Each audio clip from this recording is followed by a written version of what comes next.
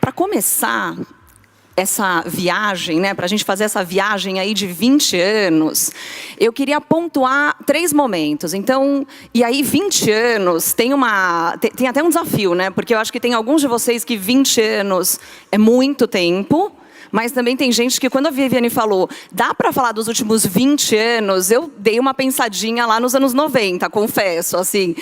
É muito pouco tempo, anos 2000, 20 anos.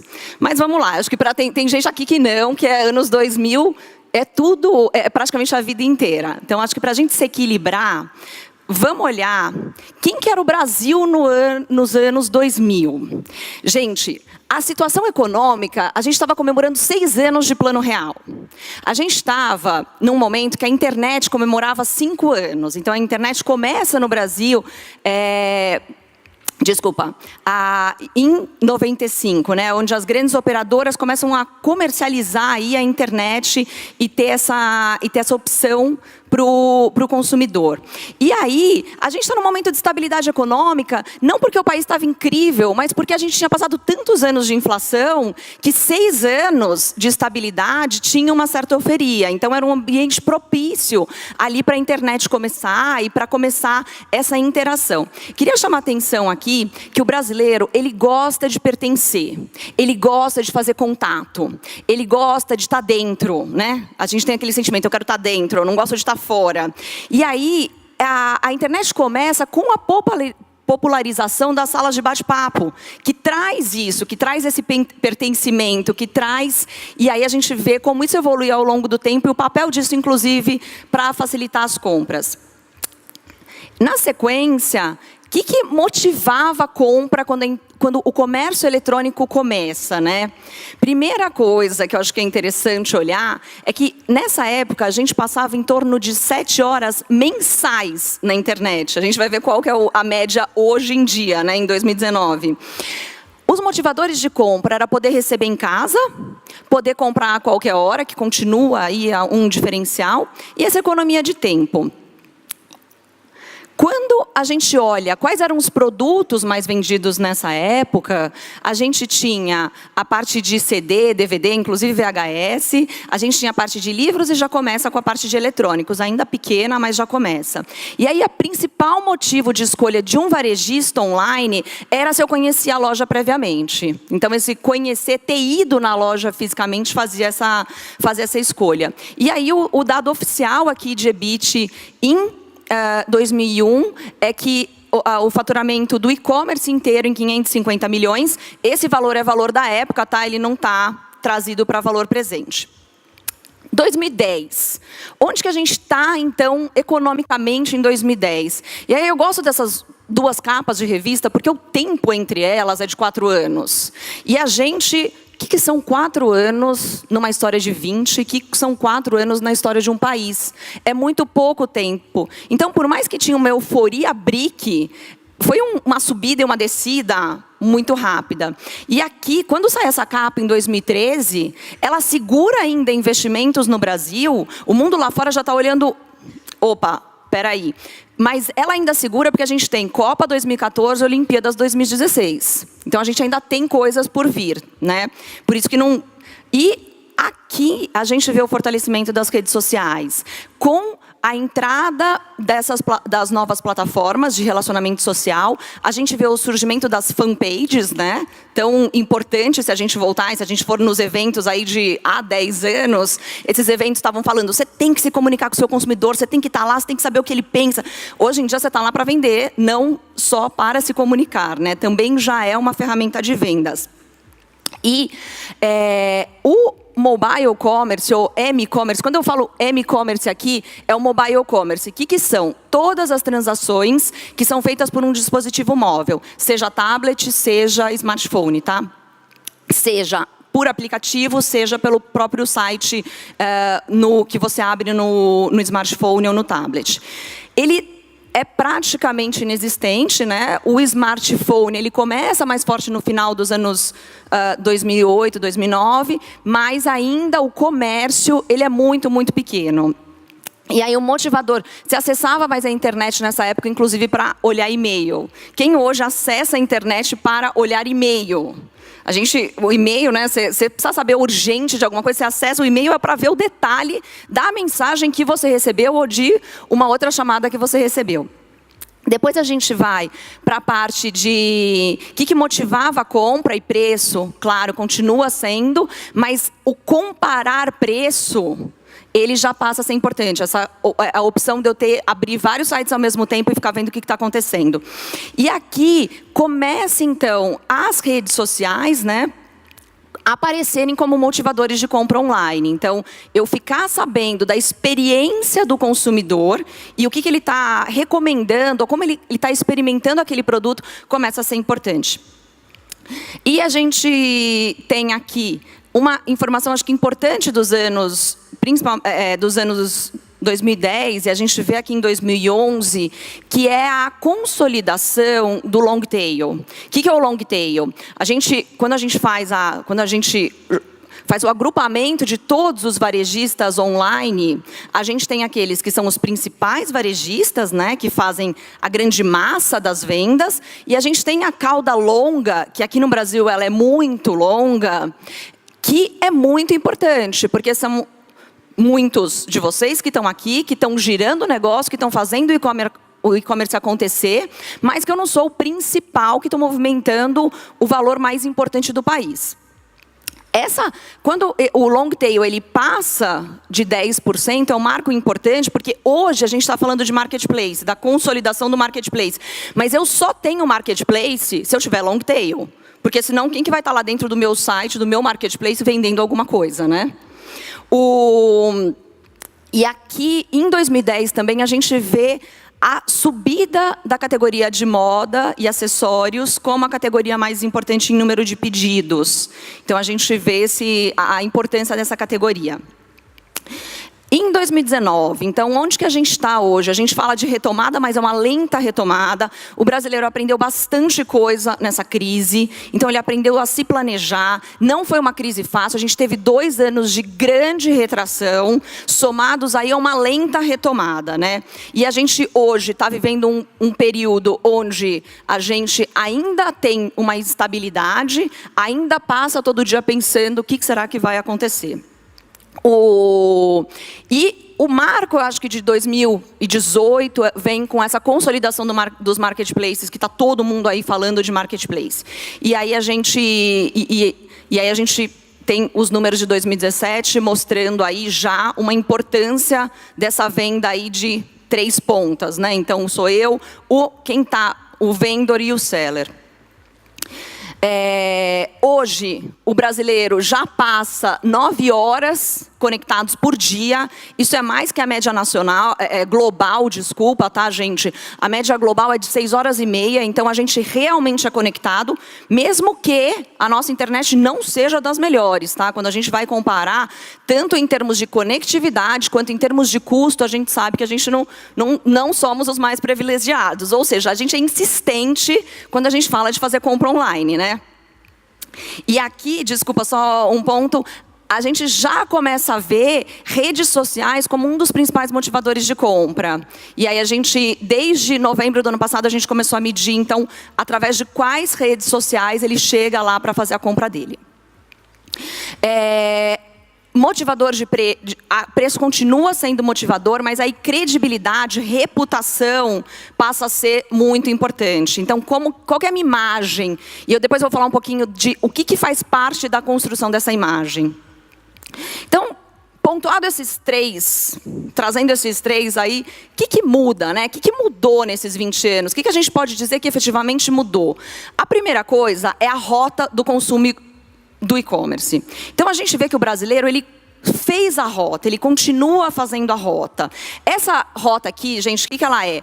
Eu não paro de comprar e pulo para o carrinho seguinte, eu acumulo. Então, no mundo, a gente vê sempre a maior parte dos países, os mais desenvolvidos e os menos desenvolvidos, seguindo uma rota muito parecida, que é, eu começo com entretenimento, eu compro ingresso de show, depois eu vou para a parte de turismo, eu vou para a parte de serviço, eu peço comida online, eu compro passagem, eu reservo casa, depois eu vou para a parte de bens duráveis, então eu compro uma geladeira, eu planejo para comprar esses itens, até eu chegar na compra de bens não duráveis e, futuramente, a gente chegar em perecíveis. Hoje a gente está, nós brasileiros, pensando no Brasil como um todo, no carrinho de bens não duráveis. E isso muda completamente a cabeça de todos vocês que estão pensando em e-commerce, todo mundo que está trabalhando no negócio. Por quê?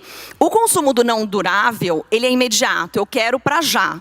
Eu comprei uma geladeira, tudo bem, eu topei que ela vai demorar um pouquinho para chegar. Eu comprei um vinho, como assim? Depois de amanhã? Não, meu jantar é hoje à noite. Eu comprei um shampoo, não, mas eu preciso recomprar esse shampoo todo mês. Eu tenho que ter um plano de assinatura, talvez, para entregar esse shampoo, porque se para cada vez que eu comprar eu pagar um frete, opa, peraí, acho que vai ficar caro. Então a gente tem uma mudança muito grande, e para quem está trabalhando com marketing, para quem está trabalhando com vendas no seu e-commerce, de como que eu converso com esse cara, como que eu abordo ele, como que eu atendo às novas expectativas dele, que são diferentes. A gente traz aqui para formalizar essa passagem, né? Então, a importância da categoria de perfumaria e cosméticos, que o ano passado, no meio do ano, ultrapassa, então, a segunda categoria, que vai ser moda e acessórios, e ela ganha em número de pedidos. Isso a gente vê essa consolidação, então, Então, fincamos o pé em bens não duráveis. Isso traz que o e-commerce, então, ele virou um canal para o consumidor. Ele já pensa o e-commerce como mais um canal de compra. Se a gente pegar aqui a parte só de bens não duráveis, a gente volta em 2000 e vê que o brasileiro mixava 3 canais. Em 2010, ele mixa 5 canais. E agora, ele mixa 8 canais. O dia da semana ganha importância. Isso mostra bem dessa dinâmica. Se a gente volta lá nos anos 2000, era uma compra muito mais de domingo e segunda-feira, ela era planejada. Hoje em dia, é a semana que movimenta mais, inclusive mais que os finais de semana, tá? Hoje em dia, quando tem um evento e ele não vai cair durante a semana, já é uma preocupação. Nossa, eu vou ter que pôr gente aqui para trabalhar de final de semana, porque não dá mais para esperar chegar segunda-feira para ver como que eu vou empacotar e enviar tudo isso. Então, a gente vê essa mudança do momento de lazer para ser uma ferramenta de trabalho de dia a dia. Eu acabo consumindo enquanto eu estou vivendo. A entrada do mobile fortalece essas mudanças e o trabalho de vocês, então, agora, com esse mobile muito mais forte, né? Se eu volto para 2010, e vocês viram os números ali, a gente está falando de menos de 1%, a gente está falando de 2013 com 5%, e a gente está falando de janeiro desse ano com mais de 40%. Tá? Isso representa um crescimento em número de pedido de 41% em relação ao ano passado e de 31% em faturamento. Então, movimentou sim o mobile. Uma das grandes mudanças que a gente viu nesse ano foi esse fortalecimento do mobile. Ou seja, eu tenho que ter uma experiência boa, seja no meu aplicativo, seja no meu site mobile. Aqui, confirmando para vocês, o que cresceu no mobile. Olha a diferença do tanto que cresceu perfumaria e cosméticos no total Brasil, e aqui o crescimento só de mobile, tá? E aqui as categorias, então, importantes. Se alguém tiver só explicando o gráfico aqui um pouquinho para vocês, tá? Não sei se quanto que fica claro. Aqui a gente está falando quão importante é, então, qual que é a participação no total, tá? Então, eu tenho aqui, participa 17% no total das vendas do Brasil. Aqui eu falo quanto cresceu de 2017 para 2018. E aqui eu trago qual que é a variação do e-commerce total, para vocês verem. Então, no e-commerce total eu vario 51% e no mobile eu variei 112%, tá? Eu também trago aqui a penetração de smartphone por domicílios, que eu acho que é uma informação legal, porque a gente ainda tem mais gente que vai consumir e que vai ter smartphone, que tanto movimenta a categoria de telefonia aqui, quanto que abre a oportunidade de eu fazer essa compra mobile, de eu ter e finalizar essa compra através do dispositivo mobile. A gente viu a democratização. Então, o e-commerce também, ele sai nesses 20 anos, das classes mais altas, e hoje a gente já vê que a classe C é a que mais teve aumento em número de pedidos, tá? Então, a gente vê o e-commerce mais próximo do perfil homem e mulher que a gente tem no Brasil, e a gente também vê uma diminuição daquela faixa etária que a gente fala de 25 a 49 anos, ou seja, tanto os mais novos quanto os acima de 49 anos também comprando mais através do comércio eletrônico. Quando a gente quebra o Brasil por região, a gente vê o que o e-commerce ganhou espaço aí nesse último ano. Queria só chamar a atenção para vocês em 3 números aqui. A gente olhar qual que foi a variação do Sudeste de 6%, em comparação com a variação do Nordeste e do Sul. Então, a gente no Nordeste cresceu 27%, o comércio eletrônico cresceu, e no Sul crescendo 20%. Isso, o Sudeste ainda é muito importante, a gente ainda está falando de praticamente grande parte do Brasil, mas a gente vê oportunidades. Quando a gente olha também a relação capital interior, e aqui eu peguei só capital, tá, gente? Aqui não é grandes metrópoles, é a cidade em relação ao total do estado. A gente vê como ainda, em muitas cidades do Norte e Nordeste, a gente está totalmente falando da capital do estado e nem mesmo da grande área ali metropolitana do estado. Aqui, se a gente pegar por curiosidade, né, a gente vê aqui em São Paulo esse número mais baixo, isso que faz essa média, e ponderando aí pela importância de São Paulo, Minas Gerais, a gente vê essa média mais baixa do Brasil em relação a esses estados. O brasileiro, passando pela crise, ele ficou mais pensativo em relação a preço e versus forma de pagamento. Isso, o que a gente vê através das nossas pesquisas com os consumidores, que ele está mais planejado, ele está mais pensando como que ele vai gastar aquele dinheiro. Até porque ele passou os últimos anos tendo que resolver 2 coisas. Procurar emprego, porque tinha muita... A gente sabe aí da necessidade e do índice de desemprego. E segundo, quitar dívida. Então, comprar ficou mais planejado. E o que a gente consegue acompanhar? Que lá em 2000, quando a gente começa com 40% dos consumidores querendo parcelar a mais de 10 vezes, a gente chega, 20 anos depois praticamente, com 54% pagando à vista no e-commerce. Logicamente, eu tenho uma mudança aqui que também são das categorias. Eu não parcelo um vinho em 10 vezes, eu não parcelo comida de cachorro em 10 vezes, eu não parcelo um shampoo até... Às vezes eu parcelo. Mas eu não, tem muita coisa que a gente não precisa parcelar em tantas vezes. Então, a gente vê aqui esse mais à vista, mas eu gostaria de dizer para vocês que não é só a mudança de categoria. A gente vê uma mudança do comportamento do brasileiro também, dando valor a esse pagamento à vista. E os tickets acima de 745 com o interesse aí de um parcelamento maior. E mesmo assim, esses que estão sendo parcelados, eles estão sendo parcelados em menos vezes. Porque eu preciso ter um pouco mais de controle sobre o que está acontecendo. A gente vê os novos formatos de entrega e como isso incrementou a discussão. Então, em 2010, eu tinha 2 problemas para resolver. Eu tinha que decidir quanto que eu ia cobrar de frete e quanto tempo que eu ia entregar. Eu tinha meus parceiros, eu entendia o que eu poderia oferecer. E assim, na maior parte, olha, a entrega é problema desses caras aí que estão fazendo o trabalho, tá? Hoje em dia, o negócio mudou, gente. A reputação passa pela sua entrega. A reputação passa pela experiência que o seu consumidor tem. Seja dele coletar o produto na sua loja, no seu ponto de venda, no seu ponto de coleta, seja dele receber e desembalar aquele produto na casa dele. Não tem essa separação mais, não, mas você optou por esse meio de entrega. Não, eu optei por comprar na sua loja. Então, eu quero que a sua loja leve esse produto até lá em casa. E aí, então a gente fala dos programas de free shipping, do que eu decido, mas eu abro coleta na loja ou não abro, eu entrego express, eu entrego no mesmo dia, eu chamo um serviço de coleta para vir aqui, eu faço parceria com algum aplicativo que está entregando no mesmo dia, e o que a gente vê é todo mundo fazendo um pouco de tudo.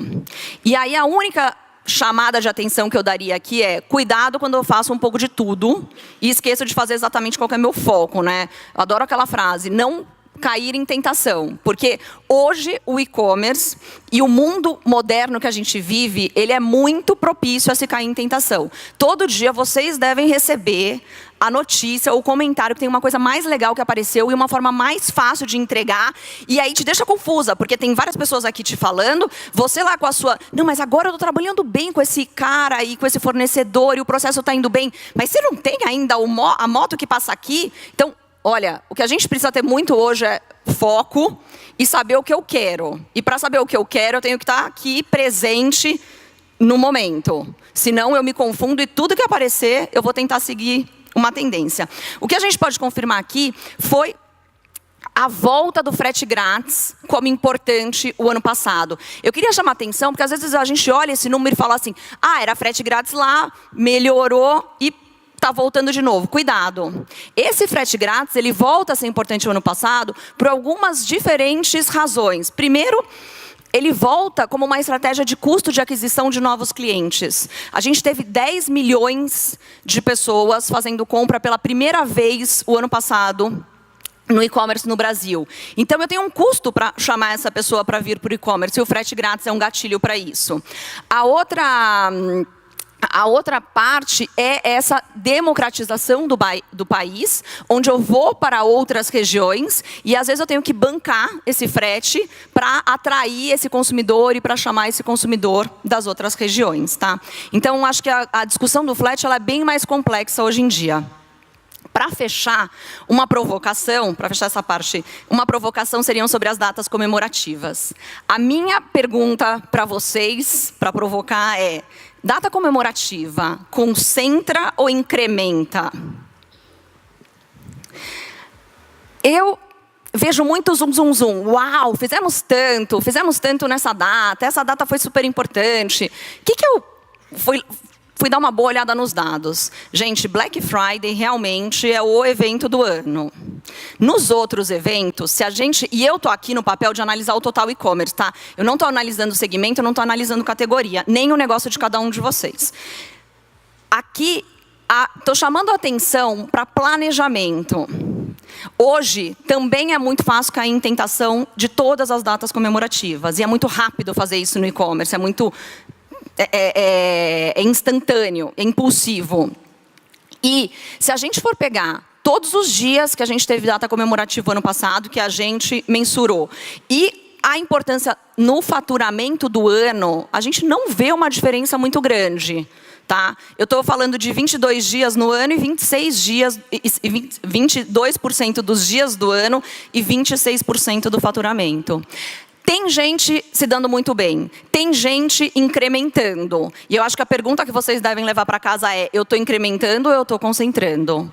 E como que eu faço para incrementar? Porque eu garanto para vocês, tem quem está incrementando e não apenas concentrando. O que eu estou falando de concentrar?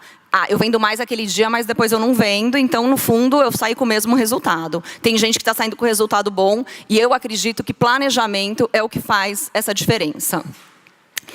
A Viviane fez um segundo pedido para a gente, que foi o seguinte: como que está esse consumidor omnichannel, né? E para passar aqui rapidinho para vocês, a gente fez uma pesquisa, onde a gente entrevistou 1.000 consumidores online, e eles trouxeram para a gente o seguinte: os motivadores de escolha de eu ir para o online e não ficar no offline, ele continua muito em preço e promoção, mas ele também começa a ter outras variáveis. Por exemplo, tem um sortimento mais interessante, eu consigo ter já a informação do produto, tem as famosas recomendações aí de como as outras pessoas estão vivendo a experiência desse produto. A outra pergunta que a gente fez foi a seguinte: do total de quem consumiu online o ano passado? Quantas dessas pessoas e nessas diferentes categorias foram para a loja física? E a gente vê que metade das pessoas que consumiram online foram em algum momento do processo na loja física, seja para começar o processo, seja para dar uma checada durante a jornada de compra, tá? A outra pergunta foi para quem consumiu aquelas categorias offline, como que o online impactou no consumo deles, né? Então, e aí é surpreendente, porque praticamente todo mundo faz alguma coisa online. Não existe mais eu comprar offline e não ter tido nenhum contato com o mundo online.